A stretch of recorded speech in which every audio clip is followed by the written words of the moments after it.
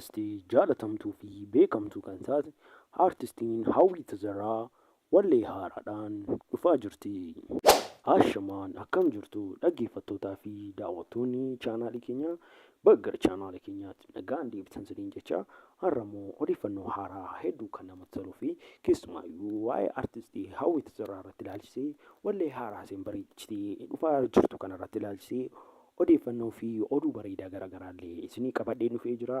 Egaan amma xumura qophii keenyaatti nu wajjin turaa isiniin jecha warroonni chaanaalii keenyaaf haaraa taatan immoo akkuma beekamu chaanaalii keenya kana immoo sabiskiraayib gochuun akkasumas illee laayikii fi sheerii gochuun immoo namoota hedduu bukkee geessuudhaan akka namoonni hedduun daawwatan illee godhaa isiniin jenna. Egaan daawwattoota keenya gara odeeffannoo har'a qabannee dhufneet isin haa dabarsu.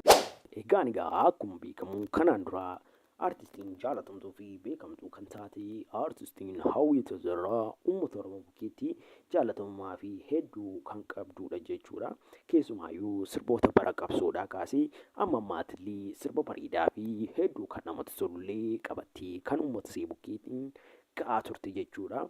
Keessumaayyuu ija uummata Oromoo bukkeetti ija tokkoffaadhaanii akkasumas illee ija uummanni hedduun illee dinqisiifatuu fi sabboonummaa isheedhaan illee artistii boontuu kan taatedha jechuudha. Artistiin Hawwii Tazaraa egaa amma immoo sirba bareedaa hedduu kan namatti toluu fi baay'ee miidhagaa kan ta'e akkasumas illee hedduu kan itti dadhabde kiliippii fuuliidhaan qabattee gara uummata isheetiitti deebi'aa jirti jechuudha.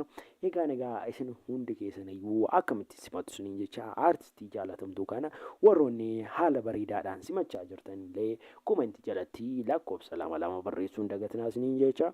Egaa daawwattoota keenya artistii keenya kanaan immoo sirba bareedaa isee kanaan illee dabii kottuu nu qaqqabisiin jennaani.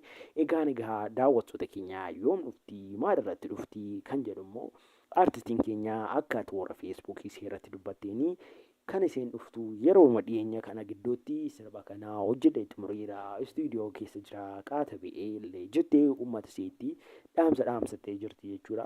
Egaa maal irratti immoo dhufti kan jedhamuuf immoo artistiin keenya kun yuutuub chaanaalii mataa isheetii banattee illee kan turtedha jechuudha.